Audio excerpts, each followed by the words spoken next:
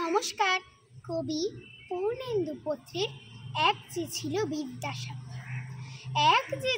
বিদ্যাসাগর ভীষণ বাজে, বলতো কিনা বিধবাদের আবার বিয়ে হোক। এক যে ছিল বিদ্যাসাগর দেখতে এলেবেলে, চাইতো কিনা লেখাপড়া শিখুক মেয়ে ছেলে। এক যে ছিল বিদ্যাসাগর দিমাগধারী ধাত, সাহেব যদি জুতো দেখায় বদলা তৎক্ষণাৎ। এক যে ছিল বিদ্যাসাগর বুদ্ধি শুদ্ধি কই, লিখেই চলে শিশু পাঠ্য বই। এক যে ছিল বিদ্যাসাগর কপালে তার গেরো, ওষুধ দিয়ে বাঁচায় কিনা গরিব গর্ভবতীরও। নমস্কার, আমার নিবেদন কবি সুকান্ত ভট্টাচার্যের লেখা কবিতা সুচিকিৎসা।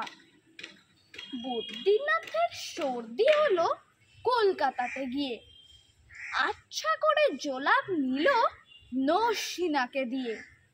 ডাক্তার এসে বলল কেশে, বড়ই কঠিন ব্যামো, এসব কি সুচিকিৎসা?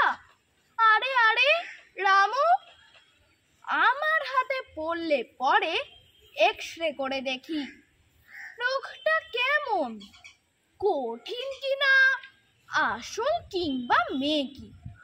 থার্মোমিটার মুখে রেখে সাবধানে থাকুক, আইস ব্যাগটা মাথায় দিয়ে একটা দিন তো রাখুক। নমস্কার। কবি সুকুমার রায়ের লেখা কত বড়। ছোট্ট সে একরতি ইঁদুরের ছানা, ফোটে নাই চোখ তার একেবারে কানা। ভাঙা এক দেরাজের ঝুল মাখা কোণে, মার বুকে শুয়ে শুয়ে মার কথা শোনে। যেই তার চোখ ফোটে সেই দেখেছে দেরাজের ভারী কাঠ চারিদিক চেয়ে বলে, মেলি তার গোল গোল আখি, ওরে বাবা পৃথিবীটা এত বড় নাকি।